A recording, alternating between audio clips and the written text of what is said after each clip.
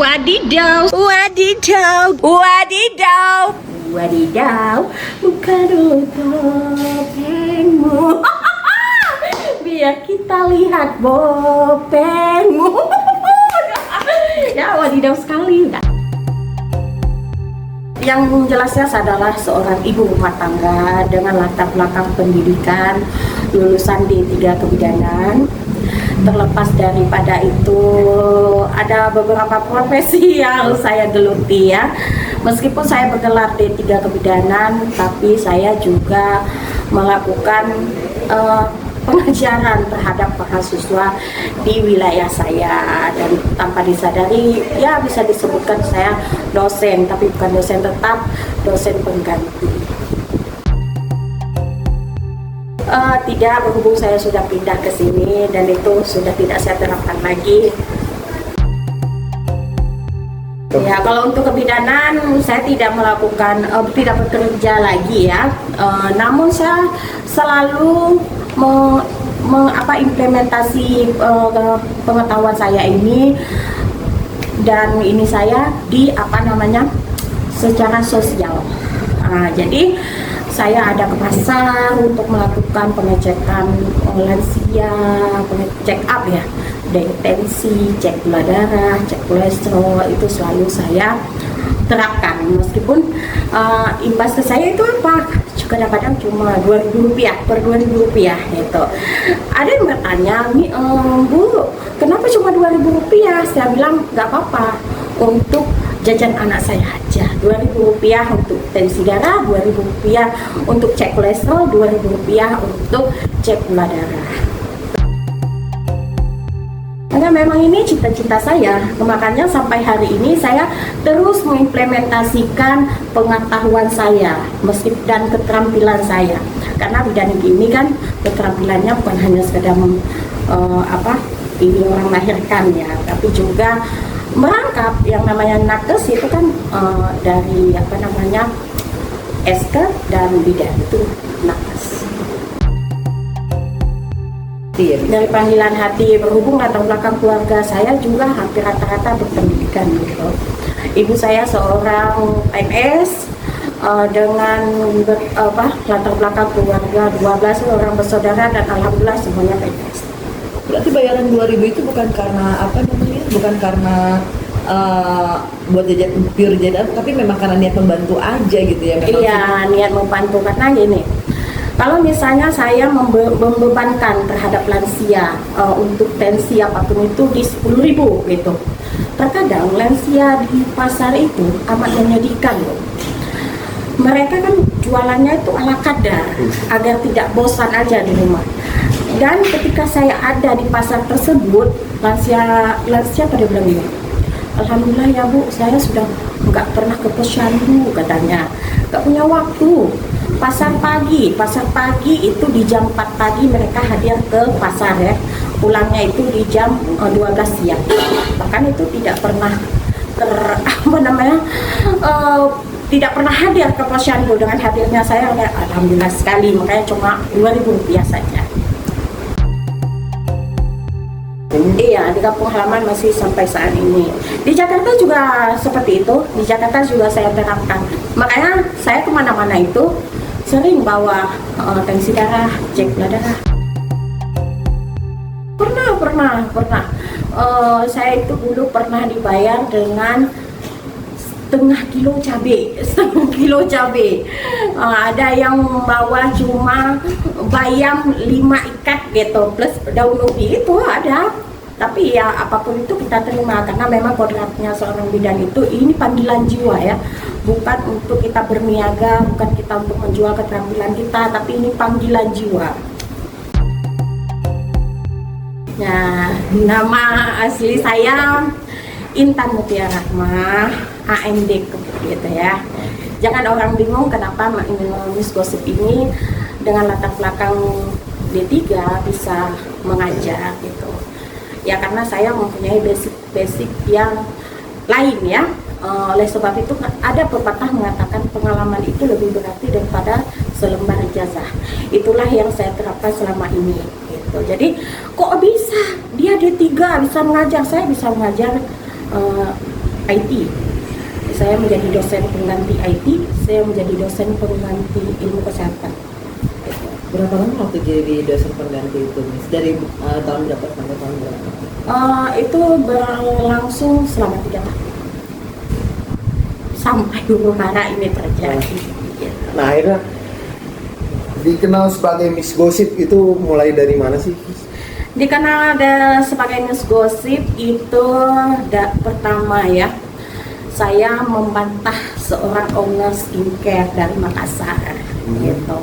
Di situ awalnya saya sebagai komentator, ternyata owner tersebut tidak terima tentang pernyataan saya yang menyatakan bahwa owner tersebut melakukan infus whitening. Jadi dia glowing, dia cerah itu bukan karena produknya sendiri. Nah, ketika itu secara brutal owner tersebut menghajar saya plus dengan tim buzzernya, engagement naik dong gitu. Nah, di situ ketika saya lihat ada peluang di sini untuk menyampaikan unek-unek saya terhadap Dokter Charlie dan Dokter Detektif kala itu.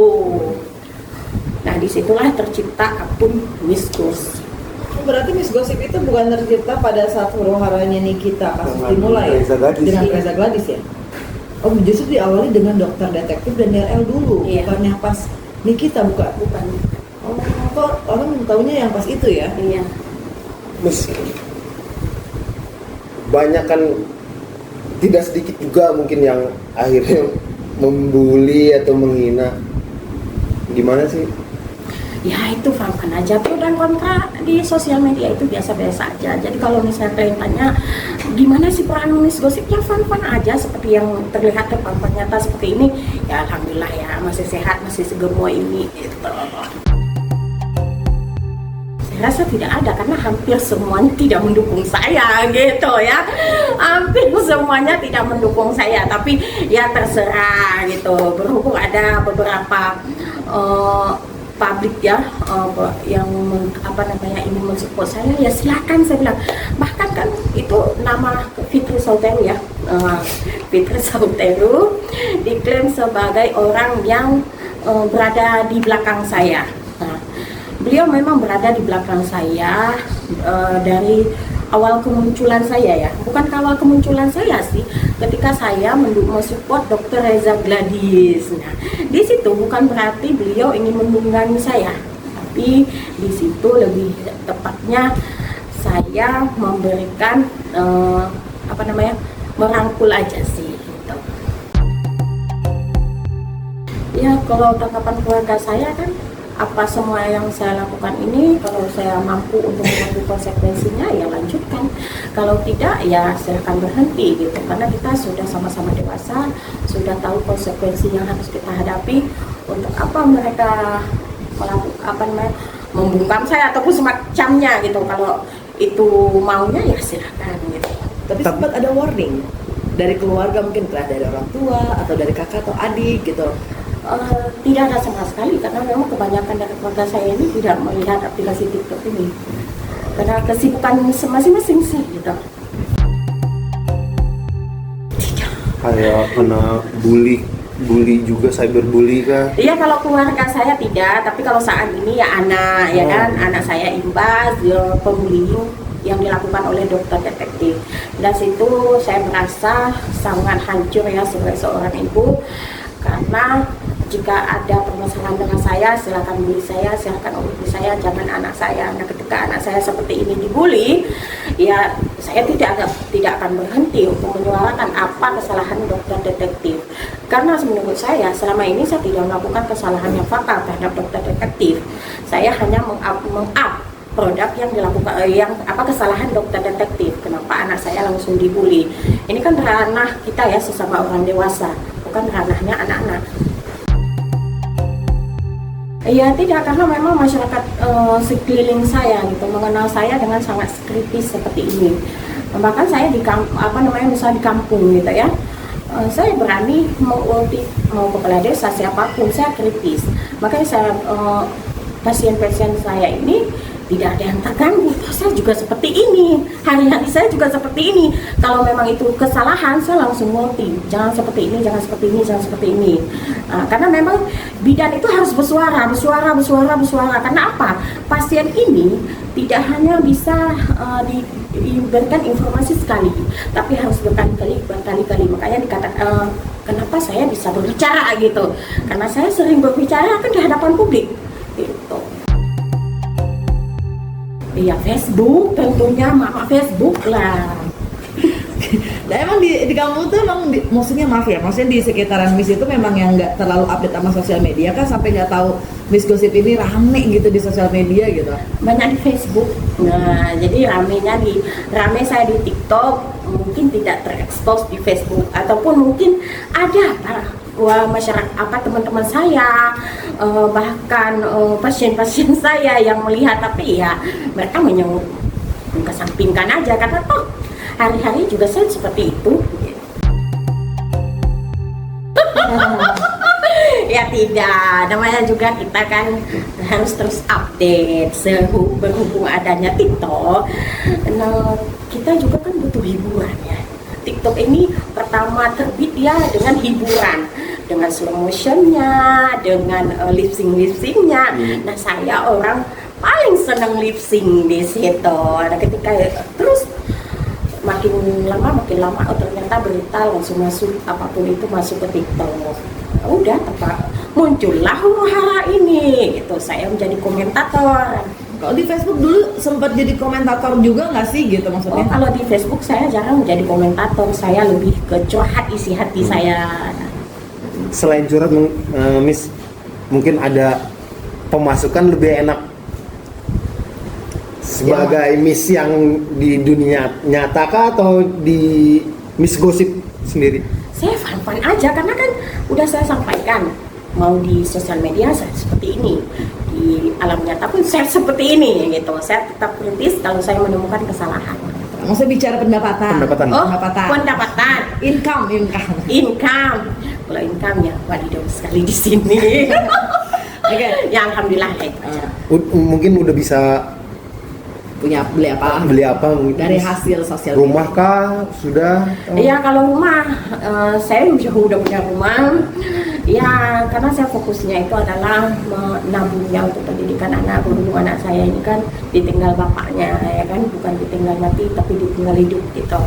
Jadi saya sebagai single parent yang memiliki 5 anak ya harus menabung untuk masa depan anak saya, terlepas dari kehidupan sehari-hari yang harus saya tanggung. Ini nama ini harus saya sebut ya, harus saya sebut nama ini karena saya notice berkali-kali mungkin konten kreator ini nggak ngeh gitu. Saya sebenarnya belajar dari Kodenis ya, saya belajar dari Kodenis. Memang saya nggak mau beli buku Kodenis gitu, tapi setiap pernyataan dari konten Kodenis tersebut saya menerapkan gitu kan, pilihan nama yang mudah diingat oleh masyarakat gitu. Apa dalam hati saya gitu kan, oh ya udahlah, pergosipan di dunia skincare ini nggak ada, saya searching lah, ada nggak konten kreator dengan nama Miss Gosip yang paling besar akunnya, jangan sampai saya disalahkan gitu. Nah disitulah tercipta akun Miss Gosip, ternyata nggak ada, dan saya saat ini. Itu tahun berapa? Bukan tahun berapa ya? Itulah awal perseteruan dokter detektif dengan Richard Lee. Yang bukan yang sekarang ya, yang pertama kali yang dokter detektif, saya komentar saya pertama gini, dokter Richard Lee, jika dokter bersalah silahkan laporkan, dokter detektif jika dokter Richard Lee bersalah silahkan laporkan. Itu komentar saya pertama. Berarti waktu di Facebook namanya bukan Miss Gosip ya? Belum ya? Belum, tetap dong Intan. Nah, gitu. waktu itu akhirnya memutuskan untuk udah deh di TikTok atau bikin komentator deh gitu. Maksudnya akhirnya memilih untuk kontennya menjadi konten komentator tuh gimana? Apakah karena melihat viewersnya banyak? Keburu dibuzzerin sih, keburu masuk buzzer yang menyerang saya, dan di situ mana main ini muka saya dibawa kemana-mana gitu ya kan. Bukan saya mau kemana-mana udah dibuat seperti ini, pokoknya banyaklah kreativitas warga pertok-tokan kita ini kan. Ya udahlah, mau gimana lagi, ya udahlah mainkan. Oh, berarti awalnya bukan sengaja bikin kontennya itu untuk komentator ya? Bukan, saya komentator typing di kolom komentar. Kalau misalkan mirip buzzer nggak sih kalau komentator yang di itu? Enggak, saya soalnya tidak spam ya. Saya tidak spam. Cuma mungkin di saat saya komen satu, orang tersebut merasa terganggu hingga mengup komentar saya mengatakan saya tolol. Saya tidak terima. Ya, Miss, pada saat itu memilih komentator karena ngelihat peluang uang, engagementnya besar kah? Jadi ketagihan ada di situ? Tidak, bukan karena uang. Karena saya merasa gini, kan Popularitas mungkin? ketika itu saya belum berpikir untuk mempunyai popularitas gitu. Nah, ketika itu saya lebih, ya ngapain saya harus mundur, wajah saya udah dibawa kemana-mana ya gitu aja. Lebih tepatnya saya mempertahankan harga diri saya aja. Saya nggak mau udah wajah saya dibawa kemana-mana, udah dibuat dengan kreativitas apa gitu ya kan. Masa sih saya harus mundur itu. Ya, tapi sempat waktu Miss main curhat di Facebook, terus di TikTok itu akhirnya banyak yang dulu kan banyak gini, laporin aja gitu. Itu sempat sebenarnya Miss tahu nggak sih aturan kita tuh ngomong bolehnya sampai sini gitu. Itu sebenarnya Miss juga sih tahu nggak sih atau resiko-resikonya itu? Saya tahu, berhubung saya kan pernah juga dilaporkan ya dengan undang-undang ITE gitu. Ya saya tahu batasan-batasannya tersebut, tapi ya mau gimana lagi, mulut saya memang seperti ini, saya tidak bisa untuk mempelintir-pelintir. Saya ingin langsung menyebutkan apa, karena gini, saya ingin mengkritisi setiap komentar yang saya berikan itu langsung ngena aja ke orang tujuan saya. Ngapain dipelintir-pelintir, mau apapun konsekuensinya, WITE hajar, ayo gitu, nggak masalah. Ya itu bermula dari situ sih, bermula dari Huru Hara Skincare. Saya bilang kan saya terbitnya ini bermula dari Huru Hara Skincare. Jadi berhubung ya saya bahas ya semuanya berhubungan dengan ke skincare gitu. Nah kalau misalnya untuk artis saya juga membahas perseteruan artis ataupun apapun itu. Tetapi sepertinya penonton saya lebih senang kalau saya ada di dunia perskincarean ini. Oh, berarti udah menikmati popularitas kah atau pemasukan gitu maksudnya? Iya, kalau sekarang sudah ya udah menikmati masa-masa ini aja dengan alhamdulillah ya mendapatkan endorsement, bisa lah menghidupkan anak-anak saya itu aja. Makanya saya ketika dibilang Miss Gosip kasih makan anak dengan uang haram, di situ saya tidak terima karena nerima endorse, jualan keranjang kuning itu bukan uang haram. Gitu.